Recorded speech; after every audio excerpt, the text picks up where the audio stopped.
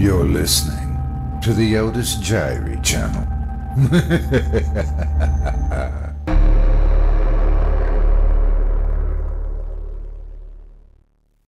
A Ghost Tale by Tony STEED, performed by Otis Jiry. I noticed she only comes here when it rains. She must appreciate the weather much more than I. It's always cold here, no matter the time of year. At night the sky was bright with stars open and wide, a truly marvelous view over the waters. But it rained, the fog and clouds seemed to smother this cove. But that was when I loved to come here. Over time I noticed the girl that came here also. She was new here, well, as new as a few months. Her beautiful brown face was rare around these parts.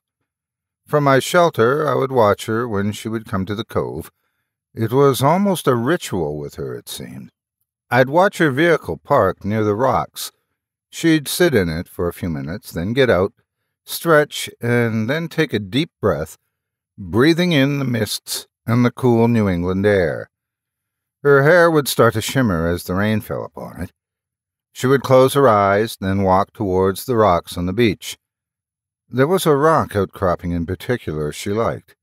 It stuck out into the water, with foaming waves crashing on either side. I, too, loved the salty, cool air. It was the reason I came back here so often, and during the rains I felt calmer and more relaxed.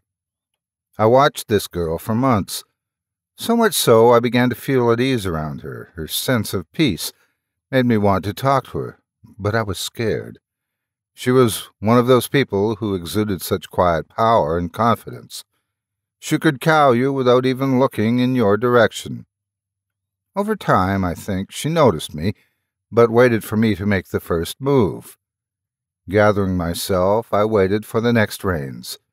It rains heavily at least twice a week here in New England.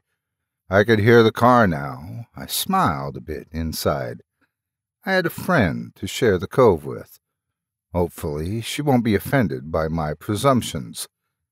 She sat on the rocks, taking a drink of whatever it was she drank each time. She wore shorts and sneakers frequently. She exposed as much of her skin as possible to the water, which doused her every time. I began my walk to her spot.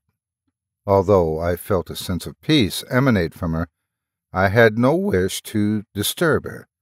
She probably came here as much as I did to drink in the serenity. I was beginning to wonder if you were ever going to say hello, she said without looking back. It shocked me that she spoke as though she'd wanted me to come over all this time. I gathered my wits. Hello. I stuttered. I see you like this cove as much as I. My name's Laurie. A pleasure to meet you, I said, extending my hand. She turned and looked at me with the eyes of fiery amber, then took my hand. Hello, Laurie. A pleasure to meet you. My name is Abigail, but please call me Abby, she smiled. Come sit, Laurie. The stones are wet, but I like it. It keeps me cool, and the mist feels good against my skin. Thank you so much, but that is your special place. Mine is over there, I mentioned, pointing behind me. Abby looked over my shoulder and smiled. Very well sheltered. You can't see it from the road, and the trees could hide anything in there. Yes, that's why I like it. I can kind of spy on beachgoers from here, I said.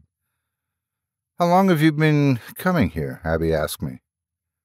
For years. It used to be a place for me and my boyfriend to come and visit, before the town expanded.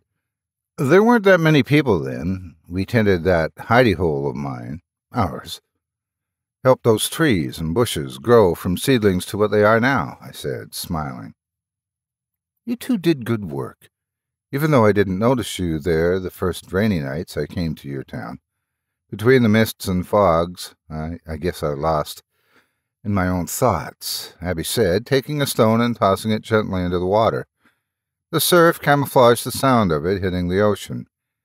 If you don't mind me asking, where is he? Your boyfriend, did you two break up?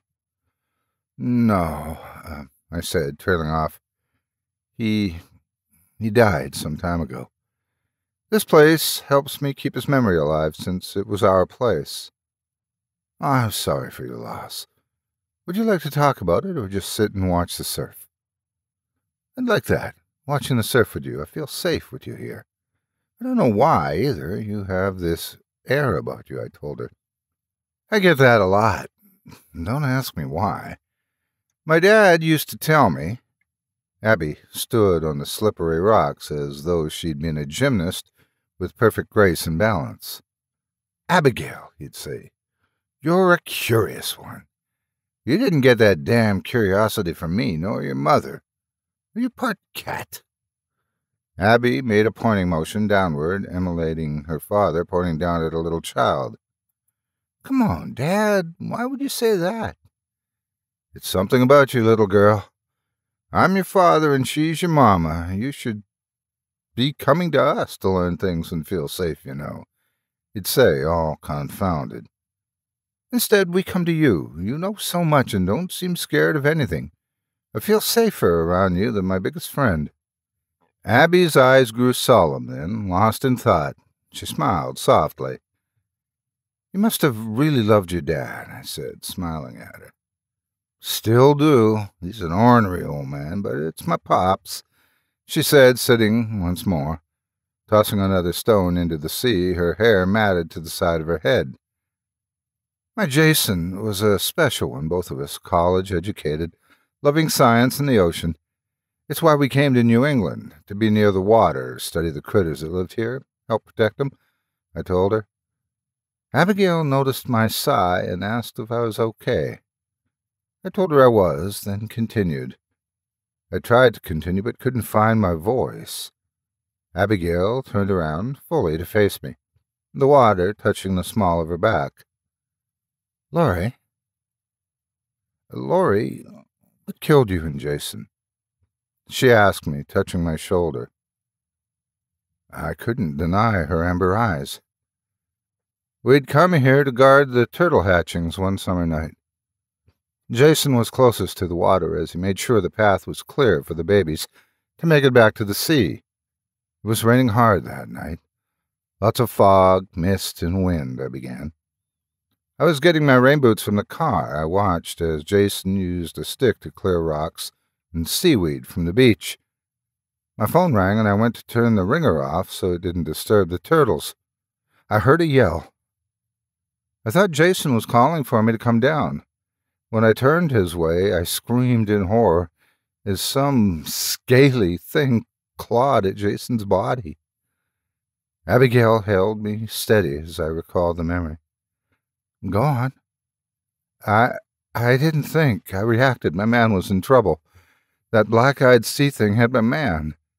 Jason would not have hesitated to save me. How could I do any different? Grabbing the fishing rod, I raced to Jason. There was so much blood. Jason had been surprised. He never had a chance to fight. His back was torn to shreds. He tried crawling to me, to yell a warning. But fear and rage filled me, I told Abigail as my hands shook. I planted the weak end of the fishing pole in the thing's eye. It hissed and lashed out. I opened my shirt to show Abigail the place where the beast ripped open my chest. Gods, the fire in my chest overcame me. I fell to the ground as it pulled the rod from its remaining good eye, I told her. With what little strength I had left, I tried pulling myself and Jason away from the beach to the hidey hole. In my mind, as I pulled us slowly up the shore, I liked to think Jason was saying, I love you, through those bloody lips. But I knew he was dead, his eyes locked into mine forever. I hadn't realized me and Abby had walked back to the hidey hole. She was sitting me down, and I hadn't realized it. I couldn't pull Jason anymore. I'd lost too much blood by then. The creature had plugged its eye with seaweed and had come back for us. It grabbed Jason's leg and pulled him to the water's edge. I could only protest weakly. I watched as it crouched at the water's edge, waiting. What did it do then? Abby asked. Laugh. A gurgled laugh, I said, as the last of my life spilled onto the beach. I noticed the sands turning and being pushed up in various spots. The turtles, Abby said quietly. Yes, the realization dawned on my dying brain. It had come to snack on the helpless baby turtles. We'd gotten in its way. We would all die that night, Jason, me, and those turtles. That thing would eat all of us. I realized I could no longer cry. I was a ghost, a dead thing myself. All I had was this beach. They never found us, did they? I asked. Abby shook her head. Laurie Alverson and Jason MacArthur were presumed washed out to sea during the storm of '07, along with several other beachgoers, Abigail stated. Did you notice anything else on this cove, Laurie? I shook my head and looked at her. You and Jason were not its only victims. You're an attachment outside of that one there. Abigail, pointing south. I could barely make out the shape of a male about a quarter-mile away. It killed him too, but the energy that used to be Laurie Alverson spoke to me first. I looked at Abigail much as her father must have. What are you, Abigail? I asked. She sat next to me and looked out into the sea. Look there, Abigail exclaimed, pointing at the sand. They churned and moved. I hadn't noticed. In the years since my death, this is the first time I'd been here to witness the emerging of the turtles. Oh, Abigail, I cried out. A beautiful sight, yes. But I fear dinner time is upon us. I say we do a few things tonight. Let's give those babies a fighting chance and avenge the murders of Laurie Alverson and Jason MacArthur and that old fart down the beach. What do you say, Laurie? Abby asked, her amber eyes glowing now. I say yes. We sat for a while, I don't know for how long, but soon a scaly figure would emerge from the water and mists, and we both smiled.